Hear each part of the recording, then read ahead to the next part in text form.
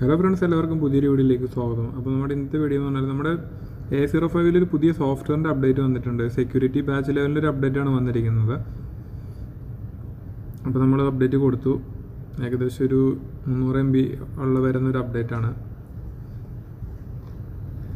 അപ്പോൾ ഇതാണ് ഞാൻ കൊടുത്തിരിക്കുന്നത്. നമുക്ക് പിന്നീട് ഡൗൺഗ്രേഡ് ചെയ്യാൻ പറ്റില്ല എന്നുള്ളൊരു നോട്ടിഫിക്കേഷനും കാര്യങ്ങളെല്ലാം കാണുന്നുണ്ട്.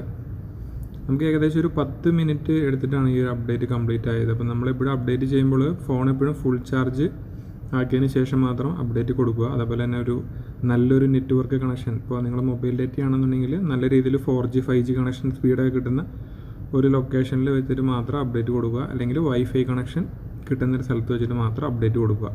ഒരു കാരണവശാലും നമ്മൾ അപ്ഡേറ്റ് കൊടുത്ത് സ്റ്റാർട്ട് ചെയ്തതിന് ശേഷം ഫോൺ സ്വിച്ച് ഓഫ് ആക്കാനോ അല്ലെങ്കിൽ നെറ്റ് കണക്ഷൻ കട്ടായി പോകാനോ ഇവിടെ ഉണ്ടാവരുത്. അപ്പോൾ അങ്ങനെ ഒരു സമയത്ത് നമ്മുടെ സോഫ്റ്റ്വെയറിന് എന്തെങ്കിലും ഇഷ്യൂസ് കാര്യങ്ങളൊക്കെ വരും. നമ്മുടെ ഫോൺ ഇപ്പോൾ ജസ്റ്റ് അപ്ഡേറ്റ് കൊടുത്തു, അപ്ഡേറ്റ് ആയി. അപ്പോൾ ഒരു ഫിനിഷിങ് സ്റ്റേജിലാണ് ഇപ്പോൾ കാണുന്നത്.